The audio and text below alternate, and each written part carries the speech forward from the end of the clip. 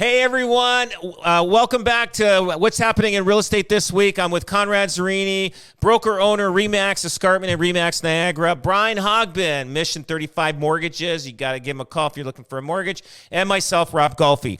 We're going to talk about a little bit about there's an increase in the U.S.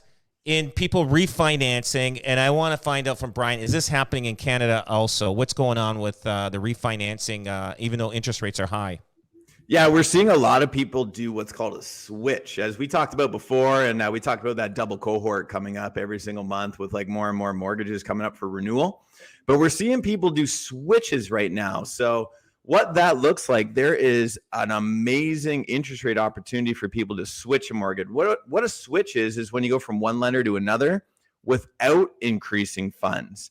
And the lenders in the broker space have a huge advantage right now over the banks because they've got 5-year fixed money for a switch. What that means is the loan to value has to be 65% of the value and the amortization has to be 25 years. It's called an insurable switch. So for people that have equity, which there is a lot of them out there in Canada still, those rates right now for 5 years right now is around 5.6. Wow. 5.6, 5.7 for what they call an insurable switch. So, and the bank's pricing right now for renewals and whatnot for a 5-year term, you're in the sixes. You're like 6.25, 6.5. So we're seeing a lot of people on that renewal more so than ever shopping because there's a huge disparity between what's available for those people. They go into the bank, they end up seeing 6.25, 6.5 for a 5-year term. They come to a mortgage broker and they have all these different lender options with insurables and you're getting, 0.75% cheaper. So that's happening quite a bit right now. And when it comes down to the refinances, we're still seeing the same old thing we've seen for a couple weeks, probably for the past couple months. As people come up for renewal, or I think as they're getting closer to their renewal, they're looking at adding debt into their mortgage because some things have been more expensive. Typically, people have a little bit of debt creep up. And one of the cheapest ways to carry the debt is by putting it into your mortgage, wrapping it up, and putting it over another 30-year amortization, make it cheaper. But what we have seen is a lot more people gravitate now to that 5-year fixed rate under that insurable because people aren't, especially with what rates did, people aren't so sure the rates are going to go down as soon as maybe originally thought. Mm-hmm. So they're saying, listen, I'm done with thinking about this, living on the tightrope. True. Set me up for 5 years. I can afford it. Set it and forget it. Yeah, that's awesome. I just want to say I did some digging into that U.S. numbers, and it's really it's some people that are looking because they feel rates could still go up and they want to get somewhere. But the other thing is there's been so little refinance that any amount of refinance, the number, that percentage is large, and that's the problem with the news and the media. And that's why it's so important for this platform where we can kind of tell the real truth about it. But that's really what it is. It is really that there's been so little refinancing because people have 30-year mortgages there that any movement in it is incredible. And I'll give you a great stat. Back in I think it was 2021, $2.5 trillion was refinanced in the U.S. because rates were low. Normally it's 700 billion.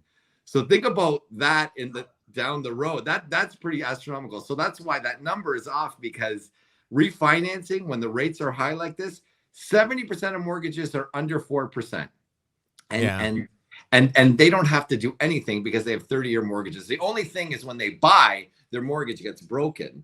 But that again too is there's not been a lot of buying. There's only 1 million listings in the United States and 1.5 million realtors. So there's 3/4 of a house per realtor. Wow. And on that too, they don't even have penalties when they break their mortgage in the States on the fix. So there is additional incentive to do that. But you're right. That makes perfect sense. That's no kidding. No kidding. No breaking.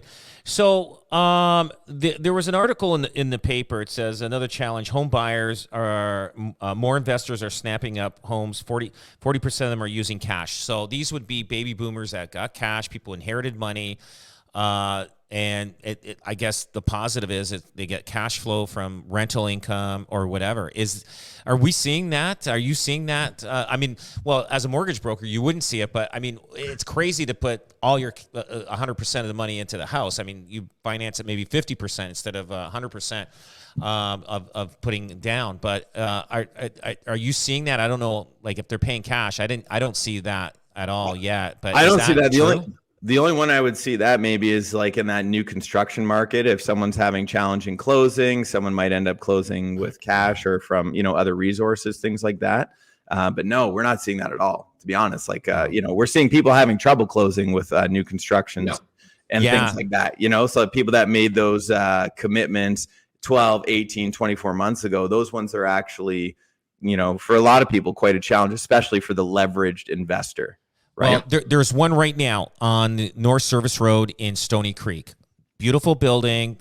I think it's a 6-story condo complex. There's I think 6 or 7 leases in there right now, and 30 condos for sale.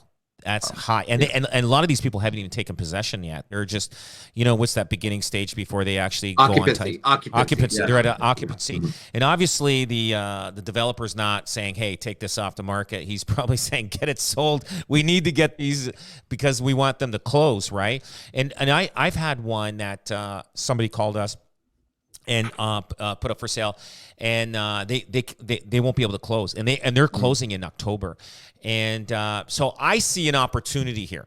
Now there's 30 of them for sale. Now there's opportunity here for the person that's looking to buy for personal, to move in, and put 30 offers on them. One of them's gonna cave more on the price, right? Oh yeah, totally. Yeah. One of them's a little more pain than the other, right? Find the realtor that's going to put 30 Just keep offers throwing in. offers in. But you somebody's get an offer, and you get an offer. Yeah. So somebody, you know what? It's going to dictate the price on the on this assignments, all these assignment deals. But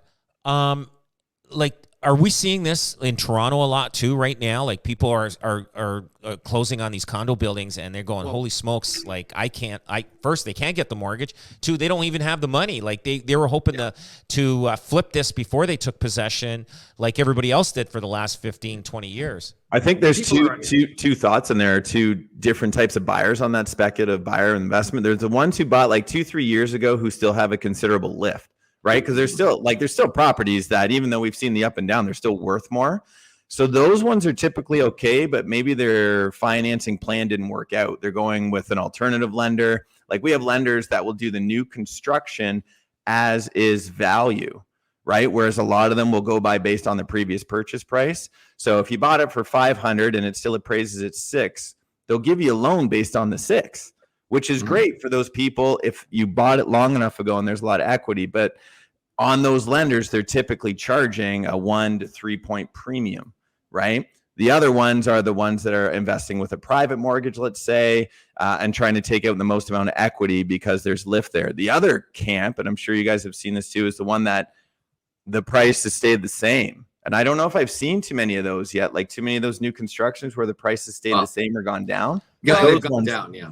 Yeah, those ones are tough. They overinflated their prices because based on they sold these 4 years ago, and they're thinking, okay, in 4 years from now, they're going to be this much a square foot. So basically, when you take possession, you're paying whatever the value it is. There's no gain from it. Now, years ago, developers in Toronto would sell their new build at whatever square foot per price at the time they sold, and when they built it 4 years later, there was a lift. There was money to be made. But now these developers are trying to sell these based on future prices, not on now prices. And so it's interesting, and it's interesting because Brian's right, and you're right too, Rob. There's no question. There's people that are what we call underwater. They could be maybe 50,000, maybe 75,000. In Toronto, they're $200 a square foot underwater. Some of these people paid close to $1,500 a square foot, and things are now trading at $1,350, $1,325. So again, they're really underwater. So it's the difference between what the deposit they have and how much they're underwater. So the strategic thing, and you're right about this project where you see all these units, I'd find out what people's deposits were. Okay, go maybe slightly take that off the purchase price slightly, because people, that money's gone. Okay, and them closing and being more underwater is worse. So I'd probably be slightly under what their deposit is and put an offer in. I think you're going to get a super fantastic buy as a consumer, especially if you're going to use it. So because people say, look, I've given up that money already. It's the unknown. They can't get financing, can't close, and then they're going to get sued for the differential. That's the problem. Yeah, right? they're better off just taking their loss. It was just not a good idea, not a bad investment at the time. Yeah. Just the economics of the what's happening in the world, and just lick their wounds and go on. Like, I mean, it's tough. Like, and some of these guys, I mean, they're probably first time investors, or I mean, like I'm not a big fan. I'm not a big fan of buying a condo and waiting 4 years to find out, to flip it. Like, I mean, like we've had a good economy ever since, like, I'm gonna tell you, since 2000. Like, we had a little blip in 2009, but really didn't affect us. It affected the U.S. Yeah. And so we've had a good 21 years of freaking like easy, smooth sailing. And a lot of guys during that corridor of that 20-year period made a lot of money buying condos. Now, some of them are getting stuck now. They're just say, hey, so they got the what do you call it? Veteran investors say, look, in the 20 years, you've made millions of dollars doing this. Okay, so you're gonna have to take a loss now. So you're still ahead of the game. It's the new investor that's gonna take. And the new investors are gonna have to be a little bit tight now too, because the banks are clawing back now on their leveraged HELOCs, their home equity lines of credit. So I just got this from Scotia. It's not a secret. Everybody who has a home equity line. Hope that didn't have my SIN number on it. I shouldn't do that. So, okay. Anyways, never mind. Delete that. The home equity lines blur of credit. It out. It's okay. I'm leveraged too. But the home equity lines of credit, the Scotiabank just put it out saying they used to allow you to borrow up to 80% of the value of a house, with 65% as a HELOC and then 15% as a mortgage. So you could still borrow 80, but split it up into two. What they're doing now is anybody who's got that registered, the smaller mortgage component, they won't allow it to be readvanceable. So they're taking away a little bit of the flexibility and equity that you had freedom to use with that product. And I think that's going to be something you're going to see with a lot of banks, where they're going to be, you could still refinance 80%. They haven't changed that rule, but the flexibility that the investor used to use for that product is gradually going to be eroded away. It's going to take some time, but it's the writings on the wall for them saying, listen, we're not going to make it as easy anymore for you to access this equity in your house. Yeah. Wow. Yeah. Well, and what's interesting too is now there's a new trend in pre-con in the GTA where they're saying, we'll deliver to you 5 and 6 years out. And people are kind of jumping on it saying, 5 and 6 years out, God, this economy could be completely different. There probably will be appreciation. And interest rates will be way different. So people are saying, you know what, I'm comfortable with that. It's 5 years out, I'm good. And that's been the latest trend. It's very interesting. So they're willing to roll the dice on the 5. You know what? In my opinion, I think it will be good. I truly feel. I think we just got stuck in this little hyper area time of the market that a lot of people are going to get hurt from it. A lot of people are going to gain from it. And I know investors. They're looking at investing. They're ready to guide people that got money right now. They're swarming around like vultures, looking to see where they can pick up. I mean, this is opportunity right now, just like that condo complex. And I'm sure there's other opportunities out there when it comes to real estate. Now, one thing before we're almost out of time. So I didn't send this to you, but did you see in Niagara on the Lake months of inventory? Yes. Conrad, what the heck's going on there? It's like months of inventory's gone up. Like in Niagara on the Lake, months of inventory is last month in August is, I can't even see. Where are my glasses? Hang on. It's 14.4 months. Is that? Yes. Is that? And then, but September is not finished yet, but it shows up as 30. But it'll change.